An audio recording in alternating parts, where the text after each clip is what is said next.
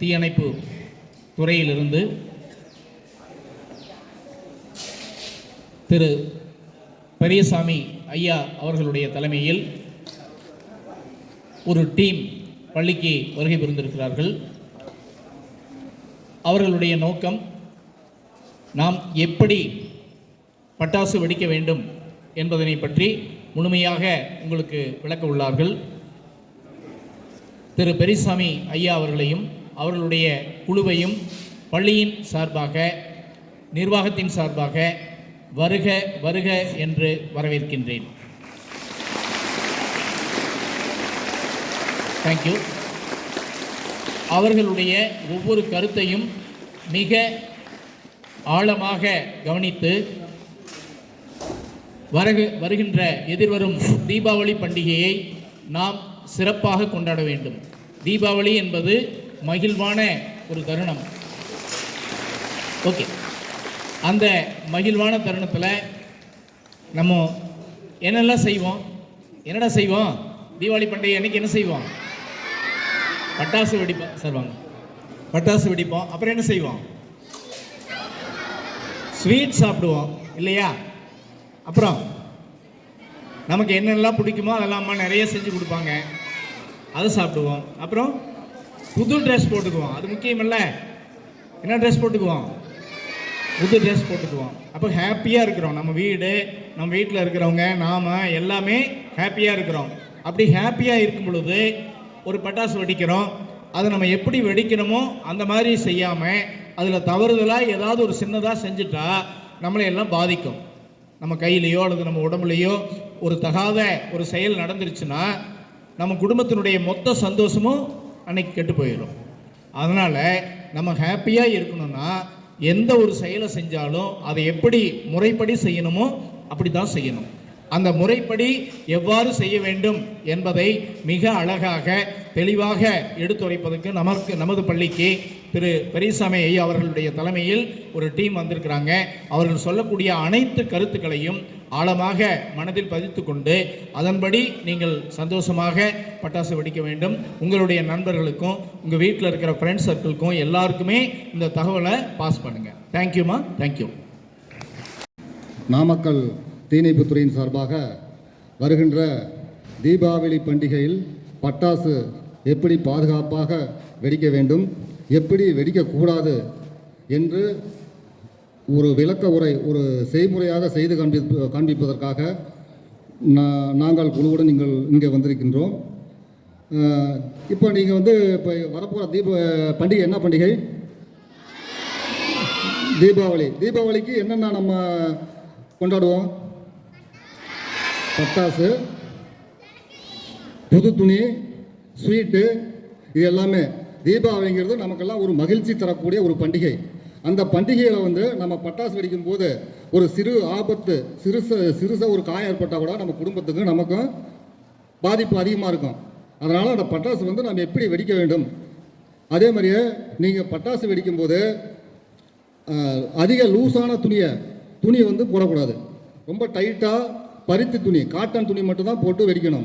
அப்படி வெடிக்கும்போது உங்கள் பெற்றோர்கள், அதாவது உங்கள் அப்பா அம்மா பக்கத்தில் இருக்கணும்.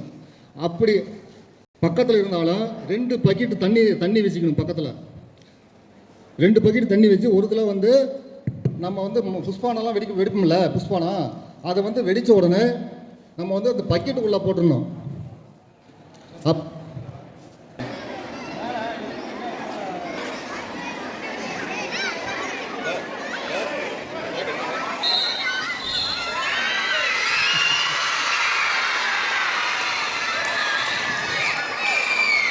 இது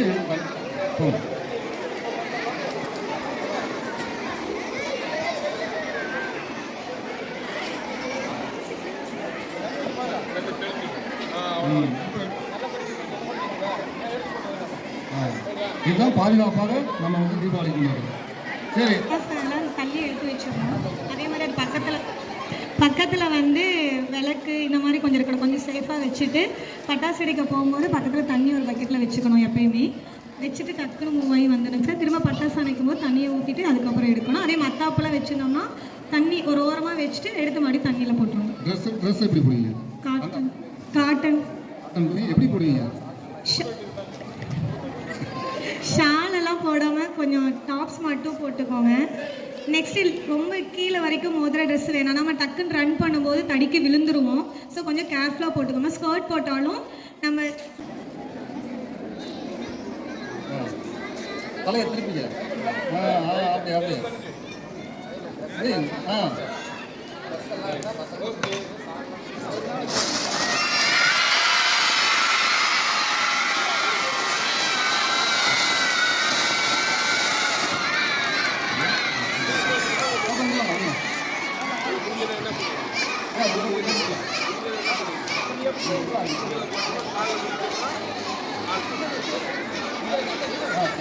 போது என்ன துணி போட்டுருக்கீங்க?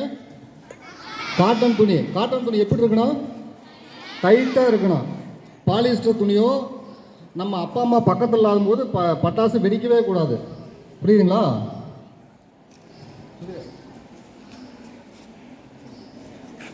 கண்ணு பாட்டாயிடும். அதுக்காக நம்ம வந்து தலையை வந்து சாட்சி வைக்கணும். புரியுதா? அதே மாதிரி அதிக சத்தமுள்ள பட்டாசும் வெடிக்கக்கூடாது. அதிக வெளிச்சம் உள்ள பட்டாசும் வெடிக்கக்கூடாது. சத்தம் உள்ள பட்டாசு வெடிச்சா என்ன ஆகும்? காது கேட்காது. அதிக வெளிச்சம் இருந்த பட்டாசு வெடிச்சா கண்ணு போயிடும். அதுக்காக நம்ம சத்தமுள்ள பட்டாசும் வெடிக்கக்கூடாது. அதிக வெளிச்சம் தர பட்டாசும் வெடிக்கக்கூடாது. பட்டாசு வெடிக்கும் போது நீ ஒரு பக்கமாக சாஞ்சிக்கிட்டு பட்டாசை பார்த்துக்கிட்டு இப்படியே வைக்கணும். புரியுதா? நீ பார்த்துங்க. வெடி நம்ம ஸ்டாஃப் ஒருத்தர் செஞ்சு காட்டுவார். அது மாதிரி செய்யுங்க. வைக்கிறது சரியா தம்பி? இப்படி வைக்கிறது சரியா?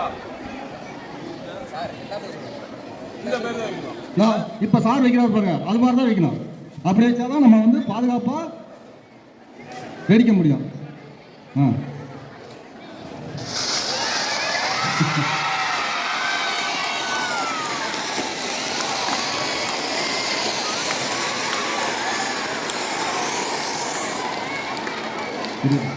இப்போ இந்த பட்டாசு வெடிச்சிருச்சு.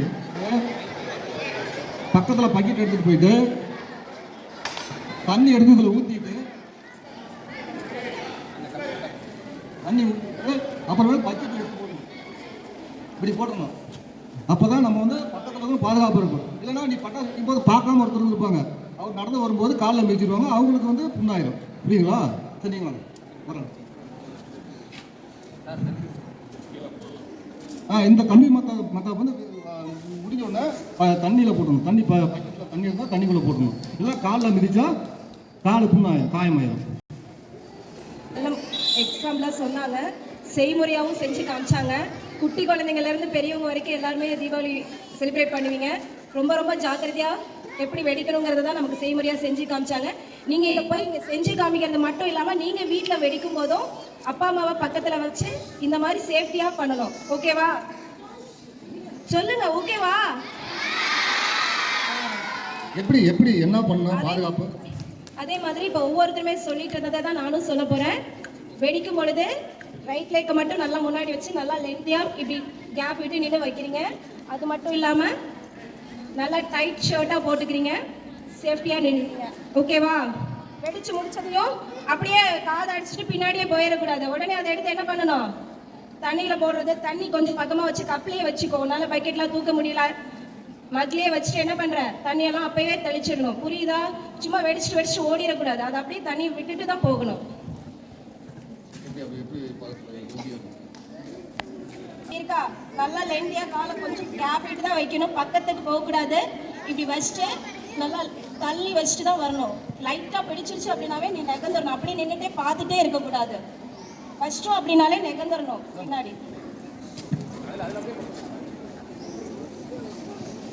இங்கே பாருங்க.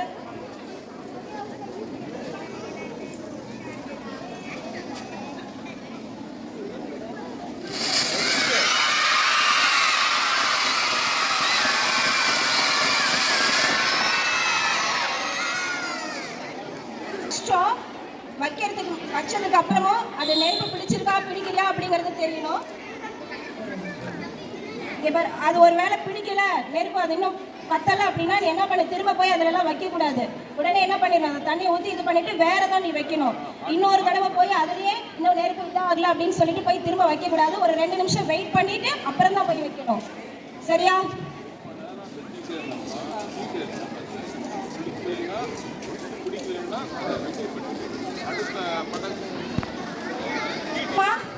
இங்க பாரு, ரொம்ப ரொம்ப முக்கியமான ஒண்ணு, லிசன். இங்க பாரு, நெருப்பு பிடிச்சிருச்சுன்னா விட்டுரு, பிடிக்கலைன்னா நீ அப்படியே நின்றுட்டு மூஞ்ச பக்கத்துல வேற வச்சுட்டு பிடிச்சிருக்கா பிடிக்கலையான்னு பார்க்காத, தள்ளி போயிடு. அது ஒரு 2 செகண்ட் கூட கழிச்சு அதுக்கப்புறம் இதாகும். ஒருவேளை பட்டாசுல நெருப்பு பிடிக்கல அப்படின்னாலும் நீ என்ன பண்ணக்கூடாது, திரும்ப போய் அதுலயே பத்த வைக்க கூடாது. அதுல என்ன பண்ணிடணும், தண்ணியை விட்டுறணும். இல்ல அப்படின்னா நீ திரும்ப போய் அது ரொம்ப நேரமும் வச்சுட்டு பிடிச்சிட்டே இருந்தேன்னா அது அப்படியே வெடிச்சிடும். டக்குன்னு வச்சுட்டு நெகந்தரணும், அப்படியே நின்றுட்டு இருக்க கூடாது. ஓகே, இந்த மாதிரி கேர்ஃபுல்லா பண்ணுங்க. தீபாவளி எல்லாருமே நல்லா என்ஜாய் பண்ணுங்க. ஹாப்பி தீபாவளி. உங்க பக்கத்து வீட்டில் இது மாதிரி ஏதாவது ஒன்று ஆச்சுன்னா, ஒரு ஃபயரே ஆச்சுன்னா நீங்கள் வந்து உடனே எங்களுக்கு தான் தகவல் சொல்லணும். 101 112 101 ஒரு ஃபோன் நம்பரு, 112 ஒரு ஃபோன் நம்பர். இதுக்கு தகவல் சொன்னீங்கன்னா பக்கத்தில் இருக்கிற எங்கள் ஸ்டேஷனுக்கு வந்து தகவல் சொல்லுவாங்க. உங்களை வந்து அட்ரஸ் கேட்பாங்க.